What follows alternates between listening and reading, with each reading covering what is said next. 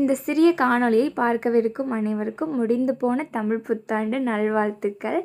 இந்த காணொளியில் நம்ம என்ன பார்க்க போகிறோன்னா, வாங்க காணொளியை போய் பார்க்கலாம். ஃப்ளிப்கார்ட்டில் தான் இந்த சட்டையை பார்த்தேன். 199 ரூபான்னு இருந்துச்சு. 199 ரூபாய்க்கு கொடுக்குறாங்க அப்படி சொல்லிட்டு தான் வாங்கினேன்.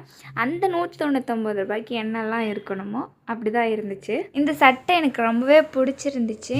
இந்த துணி எந்த வகையை சேர்ந்துச்சுன்னா நைலான். அதுக்கப்புறம் பார்த்திங்கன்னா இந்த கையோட வடிவமைப்பு எனக்கு ரொம்ப பிடிச்சிருந்துச்சு.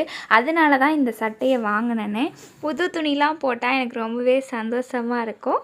இந்த சட்டை 199 ரூபாய்க்கு எப்படி இருந்துச்சு அப்படின்னு உங்களோட கருத்து டப்பாவில் போடுங்க.